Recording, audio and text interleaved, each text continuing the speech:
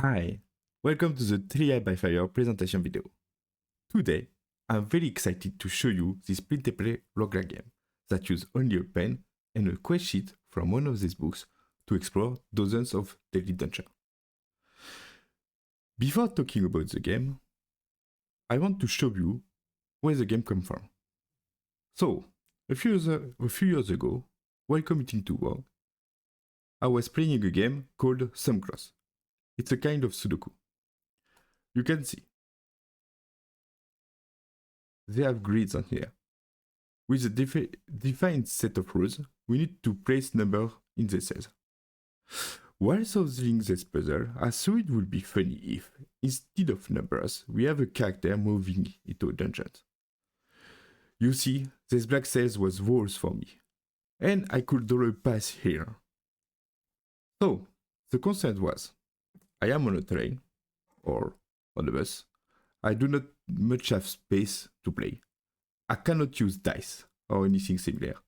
So I turn the idea around, try through prototypes, and voila. This is the result. Trial by Fire. Because I wanted to keep the book format, the game is composed of 3 books of 24 quests each. At 3. With the stretch goal, now, at the time I'm recording this video, each book will include 60 quests. So, now, how do we play this game? Before explaining the rules, I want to talk about the format. So, I have mentioned that we have a booklet, but we have also A4 format, just here. We have a letter format. Quests are in monochrome or in color. For this video, I will use an A6 format because it's better rendering on the camera. It's easier to explain here. Well, go. The sheets have 5 sections. The title with the subtitle. Subtitles is the story element. The grid. It's the place where we play. The round tracker, used to track progression. The character sheet, with abilities, inventories, and journal. Finally, the hint. The hints used to help or modify gameplay element. I will talk about it later. At that, we choose our character class. Character class are defined in the rulebooks. Each character has his known points of strength, speed, health, or stamina. They also have a different inventory.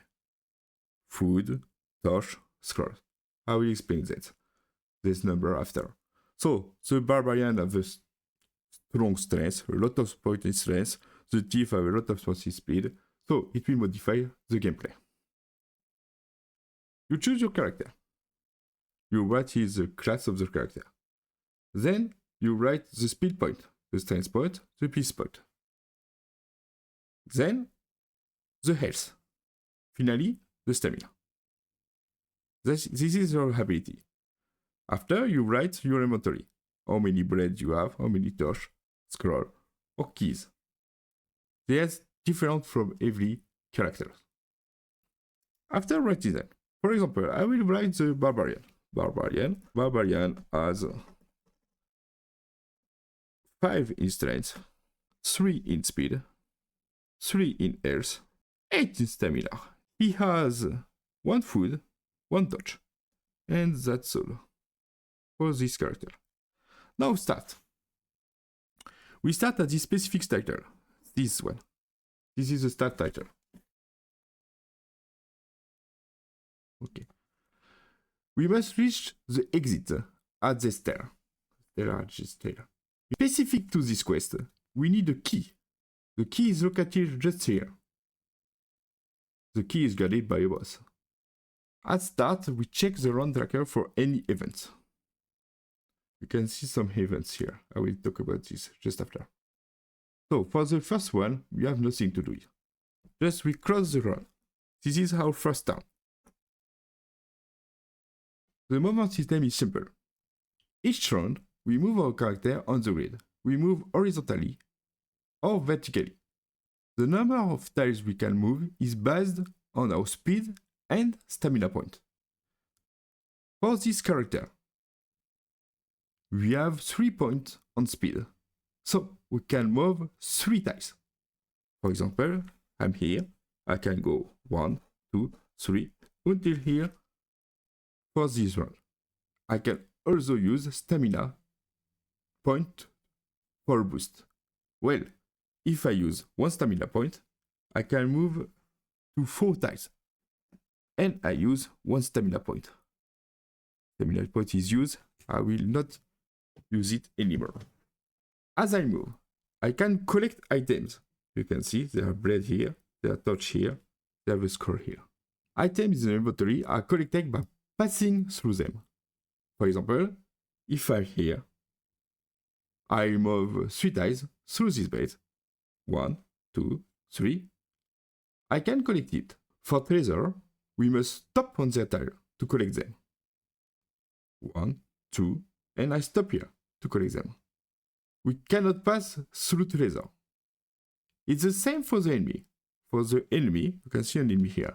We must stop on their tile to fight them. Also, an enemy have a threat area. If for each enemy, the grid around the enemy are a threat. If we stop or pass through a monster area without fighting a monster that turn, we lose 1 health point. That's all for the movement system. The fighting system, as I speak about enemy here, when we stop on a monster tile, we must fight it. The monster will die. But how much HP we lose depends on our stress and stamina. Each monster has a number indicating its stress and health spots. We compare our stats to the monster. Here for Barbarian, we have 5 points. The monster here has only 2 points. We defeat it without taking damage. But, for example, the boss, here, he has 7 points. And we only have 5 points. We still defeat it, but we lose 2 health points. When our health is at 0, we lose. Or where we can also combine strength and stamina points. Here if the monster has 7 points and we have only 5 points, we can spend 2 additional stamina points to defeat it without taking damage. After moving or fighting, we update the inventory. You have, if we collect a bread, we mark, we have collected bread. If we kill the monster, we mark, yes, we kill the monster, we collected a treasure.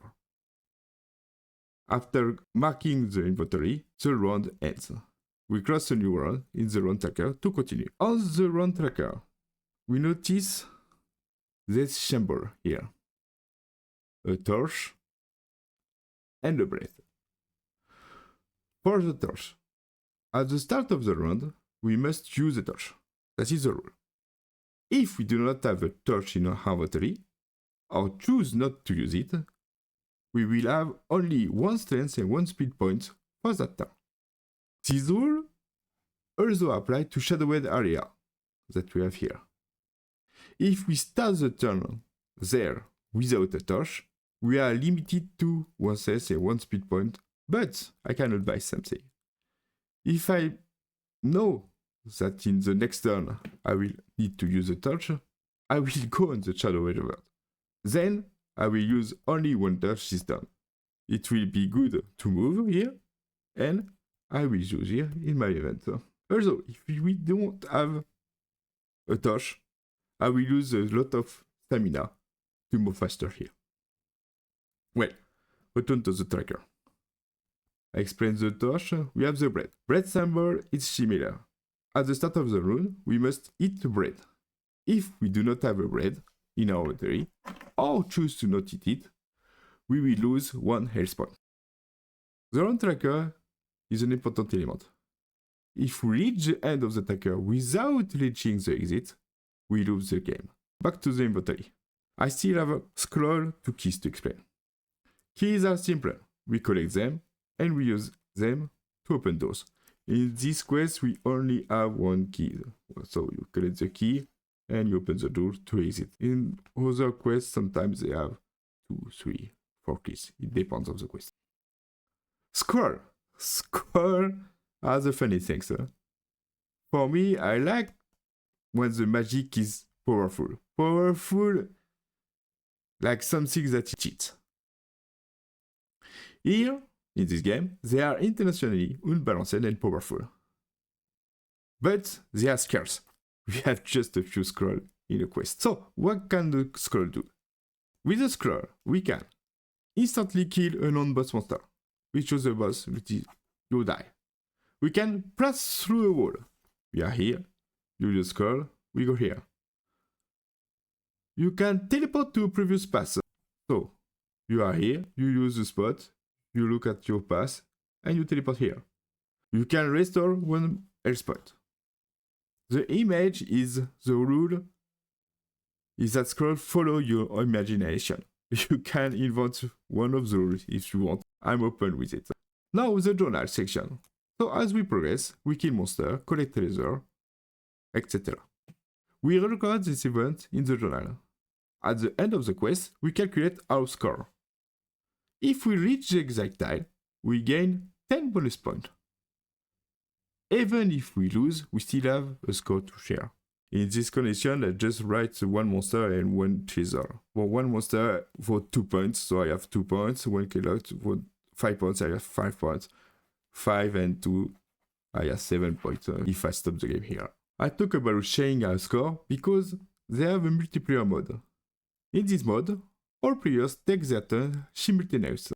The first to reach the exit will end the game. The score will decide who wins. So the score is important. They have strategy here, because the first to kill a boss or collect a treasure, remove it for everyone, and gain the point. A thief, with a better speed ability, may reach the exit tile quickly.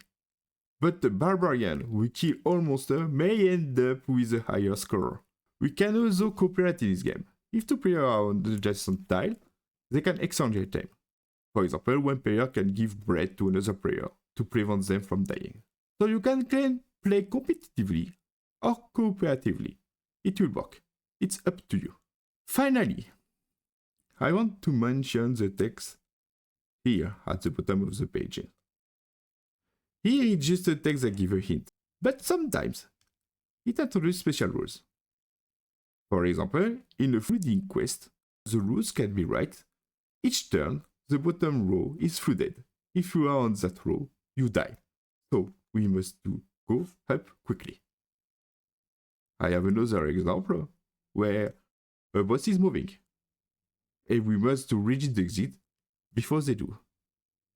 So there are very interesting gameplay elements that change here. And that's all I think that covers the Europe. I will do another video when I do entirely a quest and you can see me playing. I hope that you will enjoy the game. And thank you for watching.